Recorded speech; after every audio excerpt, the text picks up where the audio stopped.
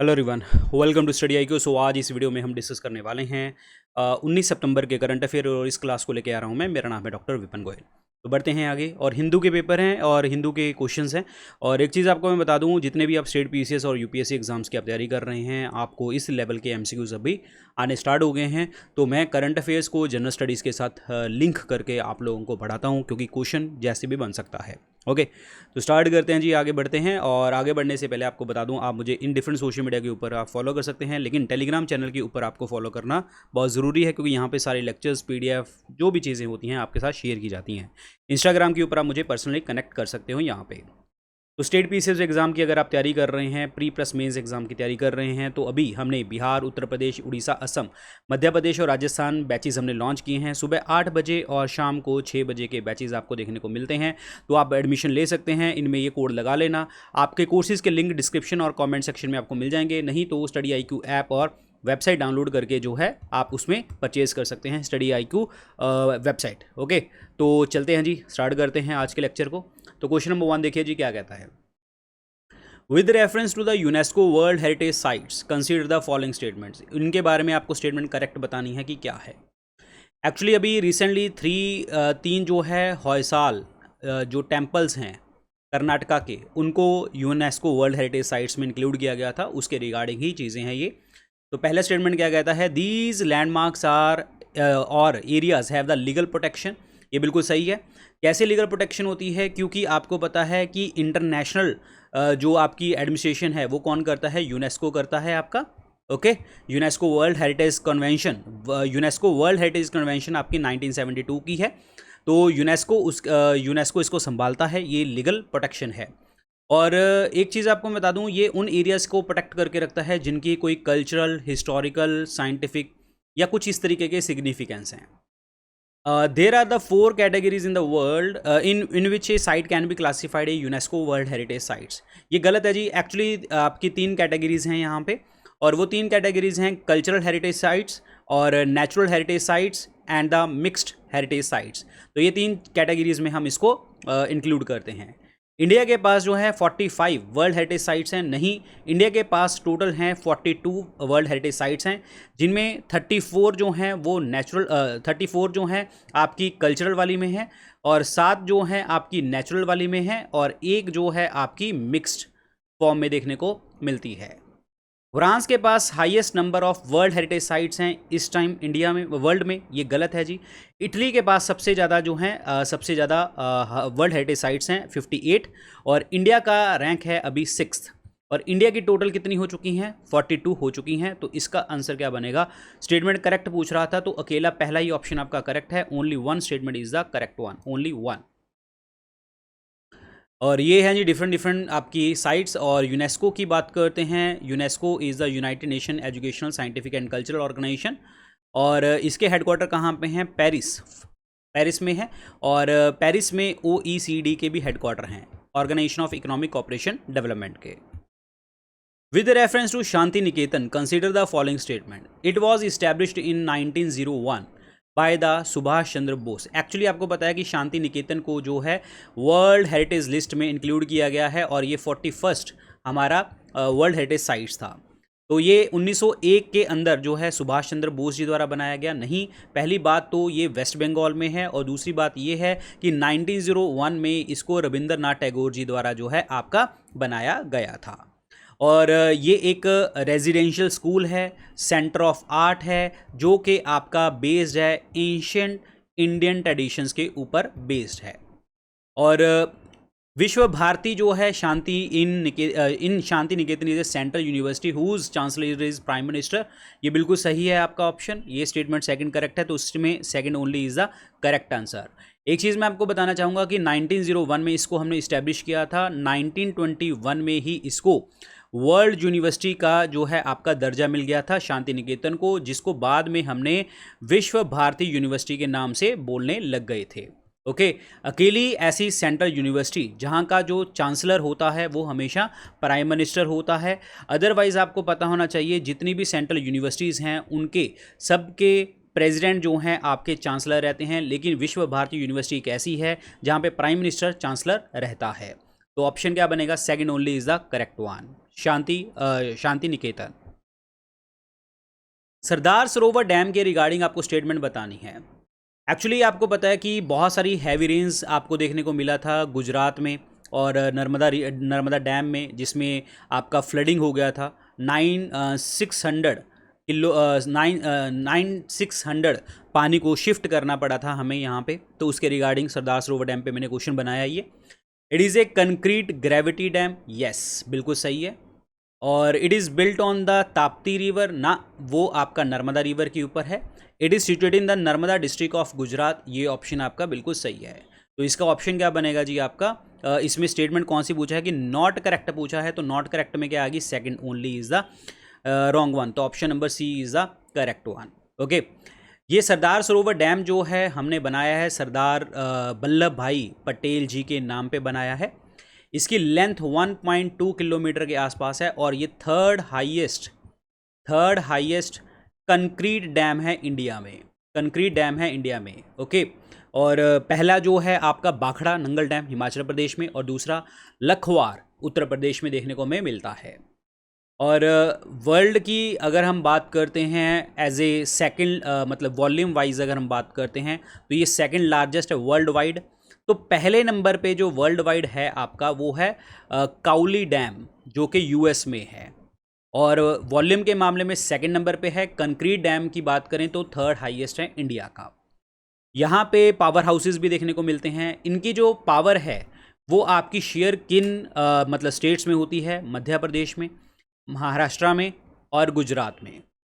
Important, सबसे ज़्यादा मध्य प्रदेश 57%, उसके बाद महाराष्ट्र 27% और गुजरात 16% जो है आपकी पावर शेयर होती है यहाँ पे।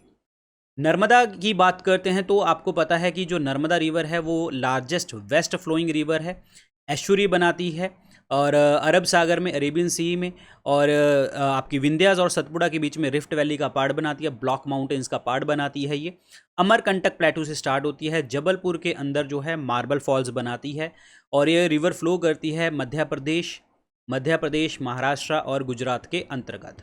Very important. और इसकी लेंथ है 1312 किलोमीटर और इसकी बहुत सारी ट्रिब्यूटरीज हैं जो याद कर लीजिए, पेपर में आ सकती हैं। तवा है, बरना है, हिरण है और आपका और सांग। तो दीज आर द ट्रिब्यूटरीज। तो ये ऑप्शन बनेगा जी आपका third only is the incorrect statement. Very very important. तो चलिए जी आगे। The protocols treaties is related to the protection of ozone layer. कौन है यहाँ पे? तो ओजोन लेयर की प्रोटेक्शन में आपका मॉन्ट्रियल प्रोटोकॉल जो देखने को हमें मिलता है, option number B. Actually ministry of environment और ministry of environment, forest and climate change ने अभी जो है 29th world ozone day celebrate किया था। तो उसके साथ रिलेट करके हमने एक क्वेश्चन तैयार किया है। ओजोन लेयर की प्रोटेक्शन के लिए मॉन्ट्रियल प्रोटोकॉल देखने को आपको मिलता है और 16 सितंबर को हम जो है वर्ल्ड ओजोन डे को सेलिब्रेट करते हैं। हर साल हम स्प्रेड करते हैं अवेयरनेस ओजोन लेयर की और उसको उसके अंदर होल ना हो उसको प्रोटेक्ट करने की बात करते हैं। ओजोन लेयर 2023 का जो थीम था वो क्या था? That is Montreal protocol fixing the ozone layer and reducing the climate change. Repeat कर रहा हूँ, Montreal protocol fixing the ozone layer and reducing the climate change. तो option number B is the correct one. 1994 में United nation general assembly ने ये दिन celebrate करने की बात करी थी। 16 सितंबर को वर्ल्ड ओजोन डे सेलिब्रेट करने की बात करी थी। और प्लस जो है आप जो है ये मॉन्ट्रियल प्रोटोकॉल कब हुआ था? 1987 में। This is important. और प्रोटोकॉल साइन कब किया गया था? 16 सितंबर 1987 में। लेकिन यूनाइटेड नेशन जनरल असेंबली ने घोषित कर दिया था 1994 में घोषित किया था और 16 सितंबर 1987 को ये प्रोटोकॉल साइन किया गया था। और ये इंटरनेशनल ट्रीटी है जिसमें हमारा प्राइमरीली जो है क्लोरोफ्लोरोकार्बन, हेलोन्स और कार्बन टेट्राक्लोराइड और अदर केमिकल्स को कम करना था। फिर उसके बाद आपको पता है कि किगाली एग्रीमेंट हुआ था इसी के साथ ही रिलेटेड में। सो किगाली एग्रीमेंट जो हुआ था 15 अक्टूबर 2016 को हुआ था ओजोन लेयर की प्रोटेक्शन के लिए ही और मॉन्ट्रियल प्रोटोकॉल को एक्सटेंड करने के लिए। और किगाली एग्रीमेंट में हमने हाइड्रोफ्लोरोकार्बन्स को कम करना था। ये याद रखना है, this is very important point, clear. और आपको मैं बता दूं, ओजोन की जो आपकी थिकनेस है उसको मेज़र करते हैं हम डॉप्सन यूनिट में। ओजोन लेयर ऑक्सीजन के 3 एटम होते हैं, और ओजोन जो है बैड ओजोन भी होती है और गुड ओजोन भी होती है। बैड ओजोन जो होती है वो देखने को हमें मिलती है ट्रोपोस्फियर में, जो एसिड रेन का पार्ट बनाती है। गुड ओजोन जो है स्ट्रेटोस्फियर में, जो अल्ट्रावायलेट रेस से हमें बचाती है। तो option number B is a correct answer, Montreal protocol. तो ये है जी आपके Montreal protocol contributes to sustainable development goals. ये वाली चीज़ों को आपको करती है 1, 2, 3, 5, 8, 9, 11, 13 एंड 17। इसको कंट्रीब्यूट करती है no poverty, zero hunger, good health, gender equality और economic growth, industrial innovation, sustainable cities and communities, climate action, partnership for goals, important one. चलिए जी आगे बात करते हैं। प्रलय मिसाइल्स के लिए डिफेंस मिनिस्ट्री ने क्लियर किया है कि वो प्रलय मिसाइल्स बाय करने वाली है आर्मी के लिए। तो इसी के रिगार्डिंग आपका क्वेश्चन है, क्या है? It is a surface to surface missile. Yes, बिल्कुल सही है, सरफेस टू सरफेस मिसाइल है ये। और it is powered by A solid propellant rocket motor. ये बिल्कुल सही है जी आपका, सॉलिड प्रोपेलेंट रॉकेट मोटर और अदर न्यू टेक्नोलॉजीज़ के साथ इसको हमने इंक्लूड किया है। और ये अपना पाथ भी चेंज कर सकती है, मिड एयर में पाथ चेंज कर सकती है, ऐसे नहीं है फायर एंड फॉरगेट वाली नहीं है। तो हम इसके पाथ को चेंज कर सकते हैं। It can hit a 150 to 500 kilometre away. Yes, this is also the correct one. 150 से जो है आपका 500 किलोमीटर तक की जो है इसकी हिट रेंज देखने को हमें मिलती है। और इस मिसाइल में 350 से 700 किलोग्राम जो है आपका हाई ग्रेड एक्सप्लोजिव देखने को हमें मिलता है, जो कि बनाया था DRDO ने बनाया था, जो प्रलय मिसाइल बनाई थी। तो इसका मतलब क्या बनेगा जी? 1, 2, 3 बनेगा right answer, 1, 2, 3। Option number D is the correct one, प्रलय मिसाइल, वेरी इंपॉर्टेंट, ठीक है। 2 stage rocket motor, Mach number ये है, रेंज ये है, ट्रेजेक्ट्री लो है, ओके। तो ये याद रखना है, very important, surface to surface missile. Tungareshwar wildlife sanctuary के रिगार्डिंग आपको स्टेटमेंट आपको बतानी है कि कौन सी करेक्ट है यहाँ पे। एक्चुअली अभी ब्रेक थ्रू मिला था कि ये जो है आपका तुंगारेश्वर टनल जो है वो क्रॉस करेगी वाइल्ड लाइफ सेंचुरी को। अब कौन सी करेगी वो देखने वाली बात है। It is situated in the Palghar district of जो है महाराष्ट्र। ये बिल्कुल सही है, पालघर डिस्ट्रिक्ट ऑफ महाराष्ट्र में, मुंबई के पास है, थोड़ा सा दूरी ही है, वहाँ पे देखने को मिलता है। It is a corridor between the Sanjay Gandhi national park and the Bor wildlife sanctuary. गलत, ये आपका Sanjay Gandhi national park and the Tansa wildlife sanctuary के साथ जो है बीच में देखने को हमें मिलता है। तो दूसरा स्टेटमेंट आपका गलत हो गया है। तो स्टेटमेंट आपका पहला ही सही है, 1 only is the correct answer. और यहाँ पे हिली टेरेन्स देखने को हमें मिलती हैं, डेंस फॉरेस्ट देखने को मिलते हैं, रिवर्स देखने को हमें मिलती हैं, ओके। और यहाँ पे जो फ्लोरा है, अगर मैं बात करूँ, यहाँ पे टीक, बैम्बू, मैंगोज ये देखने को मिलते हैं। तो इसका मतलब यहाँ पे मेनली डेसिडियस फॉरेस्ट हैं। यहाँ पे ये डेसिडियस फॉरेस्ट जो हैं ड्राई भी हैं यहाँ पे, और आपके मॉइस्ट वाले भी हैं, और कुछ आपके सेमी ग्रीन भी हैं, कुछ आपके सेमी ग्रीन भी देखने को मिलते हैं। और यहाँ पे अगर मैं बात करूँ तो तुंगारेश्वर वाइल्ड लाइफ सेंचुरी की बात करूँ तो यहाँ पे एक टेम्पल भी है, तुंगारेश्वर टेम्पल, जो डेडिकेटेड है लॉर्ड शिवा के लिए, लॉर्ड शिवा के लिए। तो option number 1 is the correct one. Broad nose 7 gill shark, ये न्यूज़ में था, ये इसके बारे में आपको स्टेटमेंट आपको बतानी है कि कौन सी स्टेटमेंट आपकी करेक्ट है। तो नंबर 1 देखिए, they are characterised as the critically endangered in the IUCN red list. ये जो है आपका IUCN की रेड लिस्ट में आपका क्रिटिकली इंडेंजर्ड है, गलत। ये आपका जो है वल्नरेबल सिचुएशन में देखने को हमें मिलता है। IUCN जो है रेड लिस्ट जारी करती है जिसमें इंडेंजर्ड प्लांट्स और एनिमल्स की बात आती है, और IUCN के जो हेडक्वार्टर हैं वो हैं ग्लैंड, स्विट्जरलैंड में देखने को हमें मिलते हैं। तो पहला ऑप्शन आपका गलत हो गया है। उसके बाद करते हैं, they prefer the tropical temperate shallow water, यानी कि बहुत शैलो वाटर में रहते हैं ये बिल्कुल सही है आपका option. They can grow to the maximum length of 2.9 metre, ये बिल्कुल सही ऑप्शन है ये वाला भी। तो स्टेटमेंट आपको सही बताने हैं, तो इसका आंसर क्या बनेगा? Second and third only is the correct one. ये है जी आपकी ये है ब्रॉड नोज 7 गिल शार्क। ये आपके, मैं आपको बता दूं, ये 7 लार्ज 7 गिल्ड 7 गिल्स होते हैं जो आपको हेल्प करते हैं और इनको शार्क्स को हेल्प करते हैं। जुरासिक पीरियड में हमें देखने को ये मिली थी और ये ऑल ओवर द ओशन, जितने भी ओशंस हैं उनमें देखने को मिलती है, एक्सेप्ट नॉर्थ अटलांटिक में देखने को नहीं मिलती हमें, अटलांटिक ओशन में नहीं देखने को मिलती, ना ही हमें मेडिटेरेनियन सी में देखने को मिलती है। ध्यान रखना ये सारी चीज़ें, ये पॉइंट्स ध्यान रखना है आपको। ओके, तो ये चीज़ ध्यान रखना, सारे ओशंस में, लेकिन नॉर्थ अटलांटिक या मेडिटेरेनियन सी में नहीं देखने को मिलती। कोरोनल मास इजेक्शन के रिगार्डिंग आपको स्टेटमेंट बतानी है। क्या है, आपको पता है कि सोलर स्टॉर्म जो है अभी हिट किए थे आपके धरती के ऊपर, तो उनके रिगार्डिंग आपको स्टेटमेंट बतानी है कि कौन सी करेक्ट है। These are the large expulsion of plasma and the magnetic field from the sun's coronas। Corona क्या होता है, सन की आउटर लेयर होती है।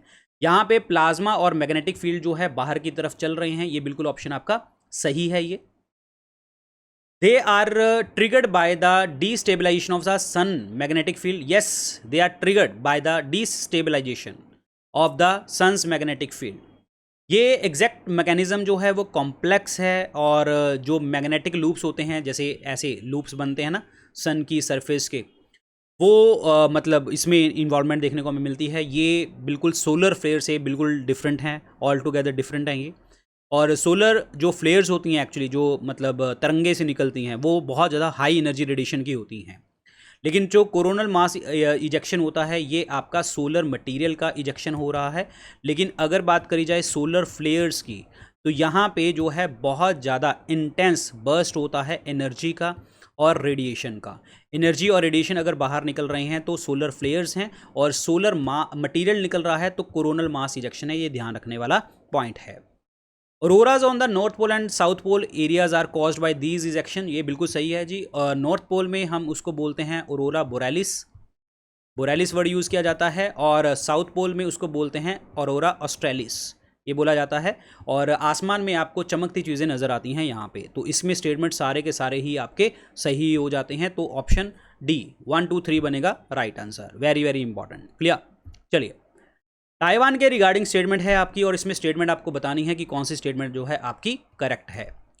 It's official name is the people republic of China. Yes, no, people republic of China नहीं है इसका original name. Actually इसका जो ओरिजिनल नेम है वो ताइवान ही है, और ईस्ट एशिया के अंतर्गत जो है एक कंट्री देखने को हमें मिलती है।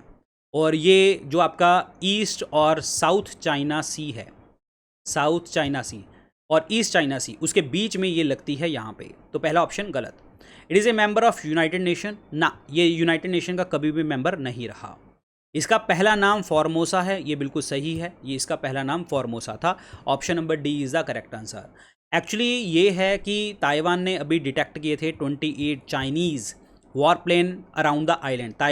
ताइवान आइलैंड के अराउंड जो हैं ये डिटेक्ट किए थे, उसके रिगार्डिंग ताइवान के ऊपर एक क्वेश्चन है। तो option number D 3 only is the correct answer.